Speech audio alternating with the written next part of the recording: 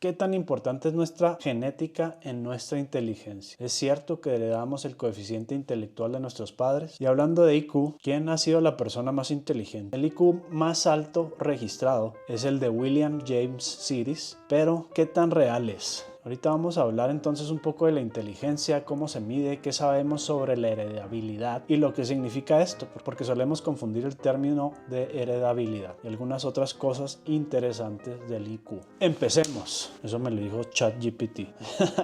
No, la información es mía.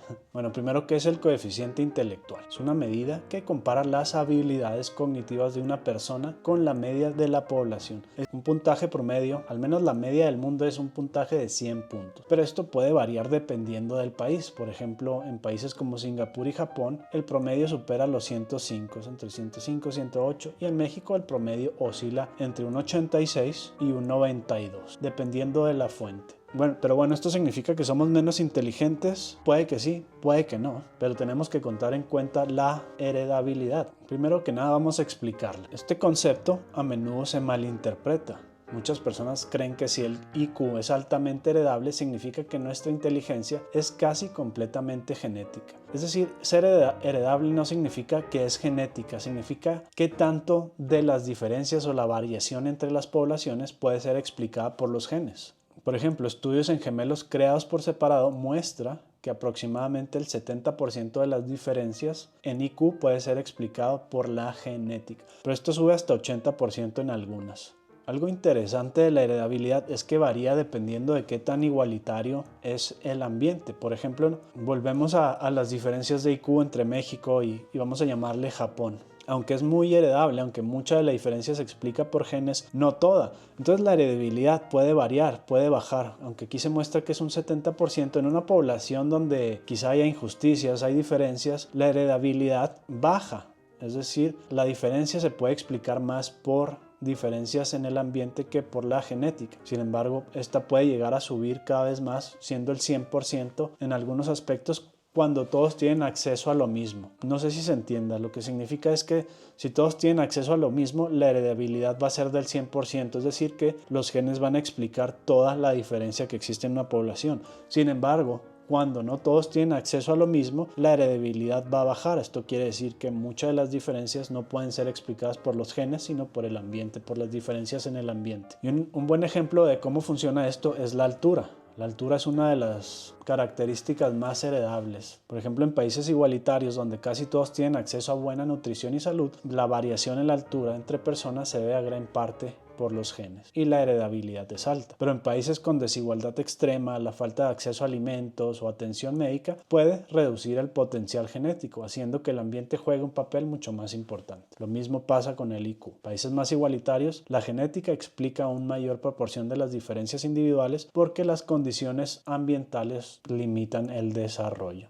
Por otro lado, en entornos con grandes desigualdades, factores como el acceso a la educación, la nutrición o la estimulación cognitiva son mucho más determinantes. Un ejemplo de esto es lo que se conoce como el efecto Flynn. Durante décadas, los puntajes promedio de IQ han aumentado en muchos países debido a mejoras en la educación, la salud y la calidad de vida. Así que incluso si tienes una predisposición genética, el ambiente puede potenciar o limitar tu desarrollo intelectual. Y volviendo a la altura, por ejemplo, el básquet. Existe la creencia que el básquet te hace crecer más, pero esto no es así. El básquet es un deporte que te ayuda a alcanzar tu potencial, pero no te va a hacer sobrepasarlo. ¿Y por qué todos son altos en el básquet? Bueno, por un sesgo de selección. Los más altos son mejores en el básquet, por lo tanto hay más en los equipos. Y otra parte del efecto Flynn es que ha comenzado a perder fuerza, ya no está subiendo, ahora las nuevas generaciones están sacando puntuaciones más bajas. Y volviendo un poco a William James Sidis, la inteligencia extrema, está el caso de él, que supuestamente se estimaba que tenía un IQ de hasta 300 puntos. Quién sabe cómo se hacía porque las pruebas no llegan tan alto.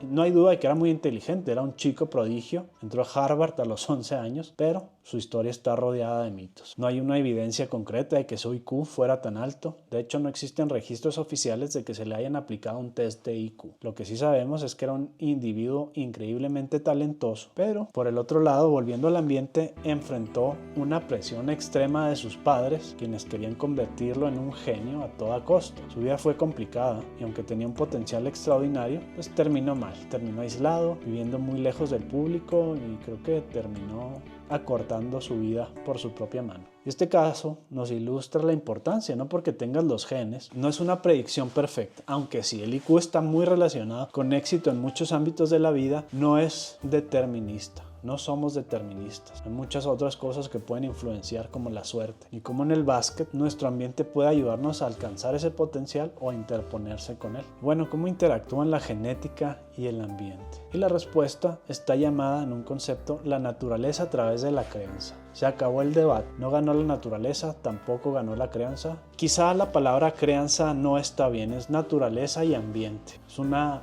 interacción, pero el ambiente compartido, es decir, la crianza, ha demostrado que tiene efectos casi inexistentes. Esta interacción de ambiente y genes tiene sentido porque no solamente tu ambiente puede influenciar en tus genes, sino tus genes pueden influenciar en tu ambiente, algo conocido como el efecto Pigmalión. Pero una persona más inteligente quizá va a causar que sus profesores le den más tareas o más trabajo, o lo agarren para estimularlo en estos aspectos intelectuales, lo metan a concursos, etc. Es como lo que pasa a veces en ciertos rasgos de personalidad de los hijos. Pensamos que los hijos solo responden a los padres, pero la realidad es que los padres de la misma forma responden a los hijos. Un niño que se porta bien, que hace caso, que es calmado, va a crear conductas calmadas en sus padres. Sin embargo, un niño que se porta mal va a crear estrés en sus padres y va a fomentar conductas, vamos a llamarle aversivas del padre. No solamente es de un lado a otro, sino es bidireccional. Me gustaría tomar este momento también para desmentir algunos mitos. Claro que a pesar de que muchas personas decimos que no importa, ahí estamos tratando de hacer cosas que nos suban, ¿no? Como ponerle música clásica al niño, etc. Entonces vamos a ver algunos mitos que no tienen evidencia. Uno de ellos es escuchar música clásica. Lo que se conoce como el efecto Mozart sugiere que escuchar música clásica puede aumentar la inteligencia. Sin embargo, no hay evidencia sólida de esto que respalde este incremento. Puede que sea al revés, más bien personas más inteligentes disfrutan de la música clásica. Estos juegos o videojuegos de resolver problemas, de puzzles y así, aplicaciones y juegos que según esto trabajan tu cerebro, tampoco han mostrado incrementar tu coeficiente intelectual. Quizá de hecho la verdadera prueba es que no caigas en ellos. Entonces sí, a lo mejor te vuelves mejor resolviendo el juego, pero estas habilidades no se pasan a otras áreas de tu vida. Pero hay un estudio que ha mostrado que los cirujanos que juegan videojuegos regularmente cometen menos errores y realizan procedimientos más rápidos que aquellos que no lo hacen. No incrementan su coeficiente, pero sí tienen un efecto en sus habilidades. La investigación está publicada en los archivos de cirugía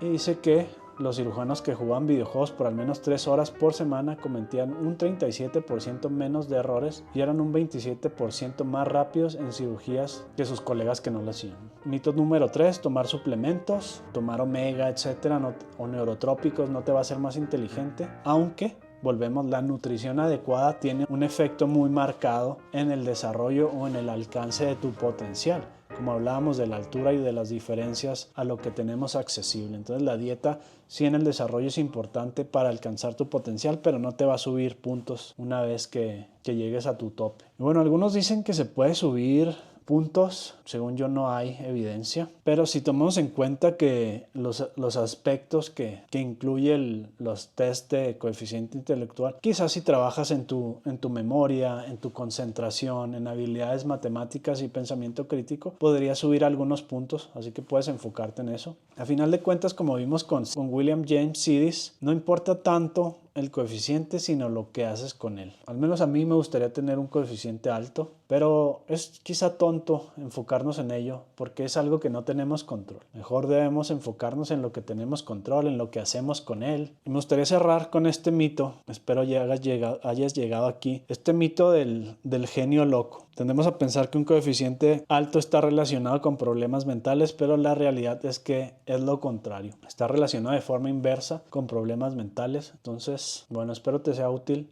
e interesante. Adiós.